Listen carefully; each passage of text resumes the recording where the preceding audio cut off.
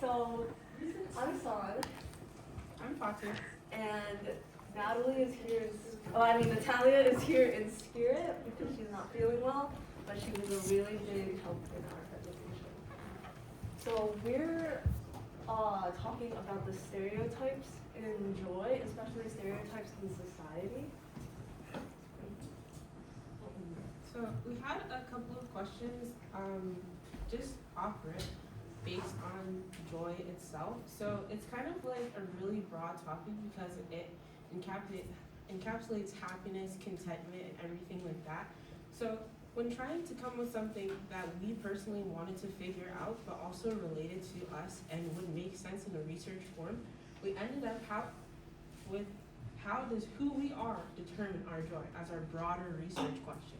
So considering like the vagueness and kind of ambiguity that would come with trying to answer that, we had to separate that broader question into smaller sections. So is joy innate or constructed through identity?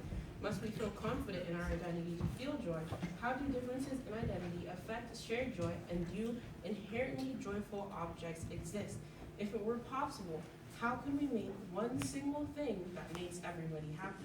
The possibility of that is what we're looking at. So because of that bigness, we split it into 3 parts, which is life achievement and age, which would be presented by Nataliya, but she's not here, so San will present it. Identity formation, which is presented by me, and ethnic expectations presented by San.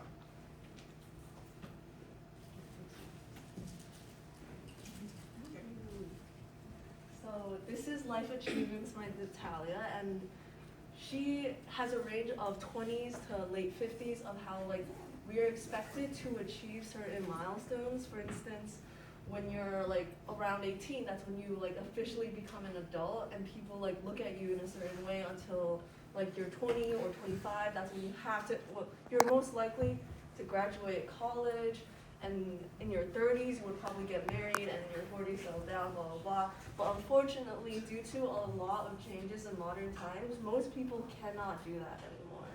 Most people not only do not have the financial capacity or the opportunities or any social and economic changes. Like back then, a lot of like the older generations may say, oh, why don't you like have a home yet? Why aren't you with a family? Where's your kids? This is obviously not targeted to you guys because you guys are college students, but in the future your parents might be asking, or relatives might be asking, where's this, where's that? But in reality, that's not possible anymore. Because these expectations are like, they were appropriate in the times where older generations, not to call out our professor, but like back then you could probably get a house with like a bag of blueberries and the lint in your pocket. So like, but now we have like, houses are like $100,000 to $1 million just to get, and in New York City you could get a shed for that. But obviously we can't do that anymore. We can't get houses. Rent is so expensive. Like since all of you guys in New York, I'm guessing you've seen like the videos of, oh, have a tour of my $2,000 a month, and it's just a closet. It's not, and we decorate it to make it look nice because in the end, that's just how our world is. So by the age of 22 to 24 or 25 to 30, marriage and a house and family and 2 kids or maybe 1 and a whole entire like mortgage doesn't sound fantastic. It sounds like a life of death. And not only that, student loans. I don't know if you guys have student loans, considering that most of you guys go to NYU, but I'm just saying, like, NYU is expensive. This is $100,000 a year. Transfer students do not get, no, not transfer. I think international students, if any of you guys are, and transfer students, you guys don't actually get any like financial aid, which is kind of sad.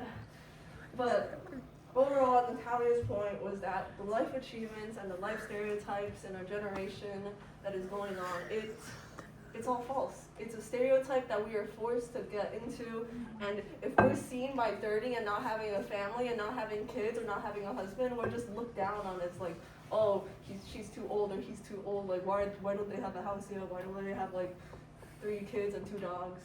But, so that's how it is. Right? And I'll move on to 2 with identity formation. So joy and identity formation. So it's kind of hard to track exactly how identity relates to joy. So the best way I think to kind of track that is to go all the way back to when we were most in control of ourselves and not aware of the world around us.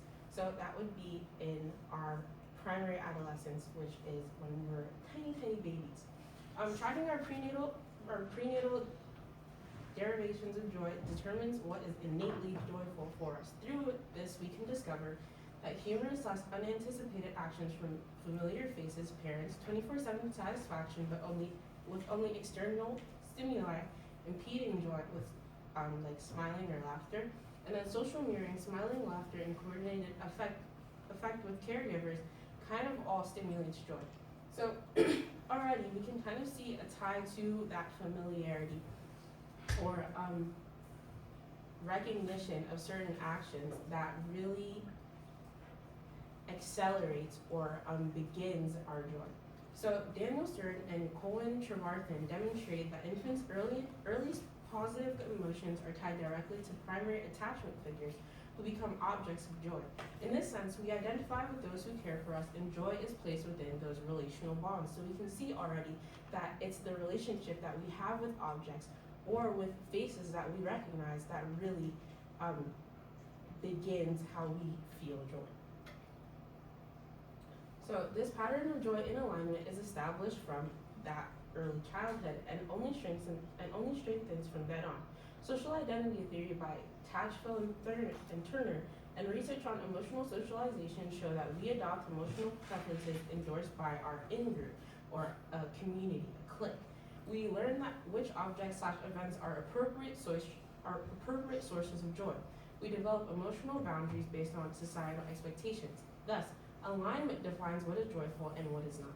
When we conducted our survey, we actually separated identity into two categories specifically to kind of recognize the different facets that contribute to our overall identity.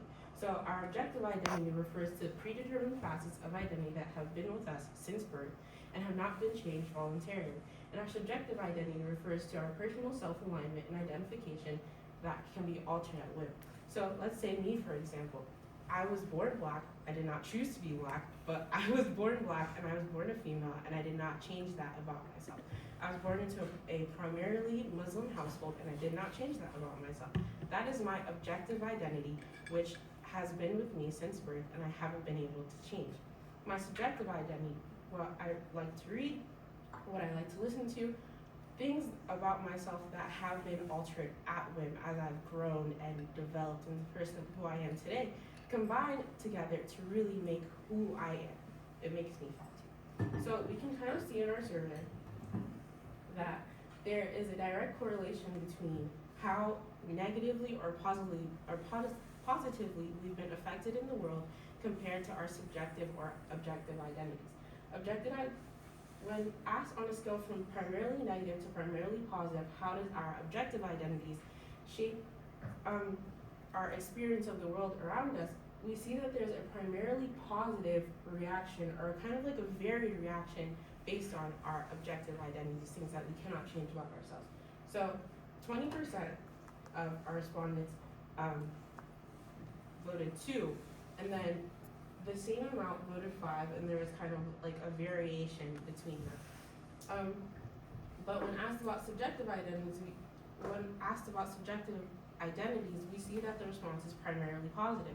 So we're able to, the things in our subjective identity, that's basically what we source our clicks from.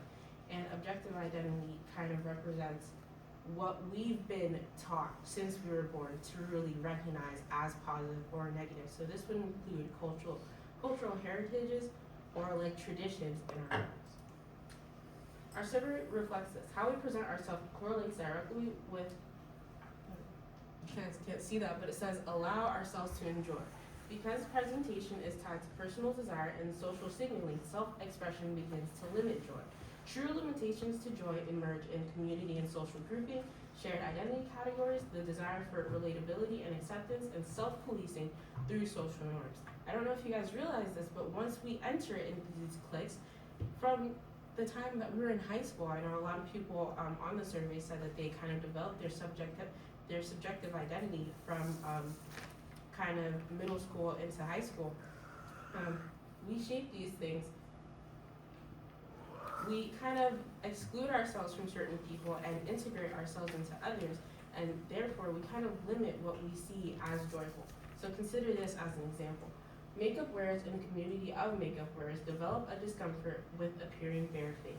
They exclude the opportunity to feel joyful when barefaced because of the community that they place themselves in. A group who aligns with punk rock rejects joyful reaction to an upbeat pop song in group settings. And then this is a little example of people hating Taylor Swift when they mostly listen to Death Grips or something like that. This demonstrates that in choosing the object of our joy, we also often unconsciously exclude entire categories of experience, learned history, and just the world that happens around us because of our identity and how we choose to present ourselves. Okay, so this is my slide for ethnic expectations and stereotypes. It is impossible for us to avoid stereotypes because everyone here identifies as something. If you're Asian, if you're African American, if you're Hispanic, if you're Caucasian, if you're anything.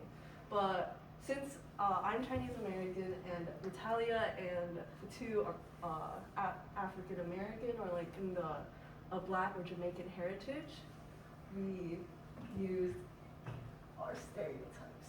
However, we're not here to police you. If you do believe some stereotypes are funny, that's fine. If you don't, that's also fine. We're not coming into your home and then telling you, you can't make fun of Asian people, you can't make fun of Black people like that. We are low-key telling you not to like that. But if you're at home and we can't hear it, keep it at home. Because in public spaces, don't say bad stuff. It's not funny. It really isn't.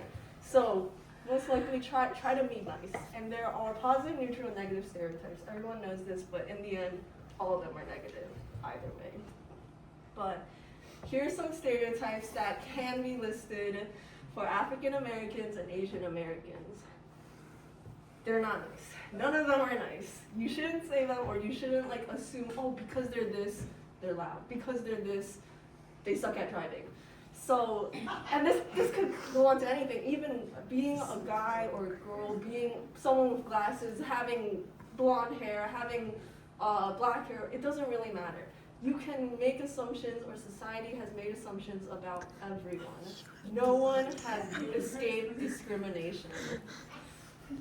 Of course, I will not be saying any examples, but this was a chart or survey done by a publisher in the Library of Medicine.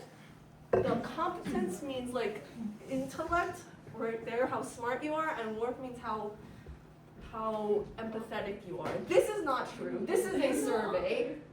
None of this is true, but it's just how the U.S. has perceived some people. You guys can look at this, find your ethnicities, do not take insult. This is societal, this is not real, this is based on harsh judgment. Something I want to say is you can kind of notice how whoever made this survey puts people into these little circles and distance them from one another. This actually happens in society and in social groups. We distance ourselves from other people that we recognize to be less worthy or more unfortunate. So let's say if San was really, really poor and I was super rich, I'm not hanging out with her. Because why would I hang out with somebody who I cannot relate to, who I can't spend money around, because then she'll be like, poor, rich. So yeah, it kind of excludes us from one another because of how we treat one another. Right. So there are two interesting impacts of stereotypes with joy. Obviously, there's the bad, where people are dehumanized, normalization of being just outright racist to other people, and all kinds of just horrible stuff that people say. But there's also a good. In the modern age, people are more comfortable in joking about their own ethnicities. For instance, if I were to have a friend who's Asian, we could most likely talk about things like, oh, if someone called me this, someone called me that, someone said I hate dogs. But it's not funny, but in between relationships, like friendship, we joke about that to cope with the insult, using humor. But what I haven't seen a lot of people talking about is the joy experienced when we watch people suffer, which is real joy. It is this, while it may not be the same joy as like watching a dog video, in the brain there are still overlaps where you could still feel joy of watching people suffer. And there's an extreme to that as well. Slapstick humor to absolutely like killing people. There's a lot of people in the world, but they still experience joy, and this joy is as real as any other of our joys. So, to raising a deeper question, should joy be limited?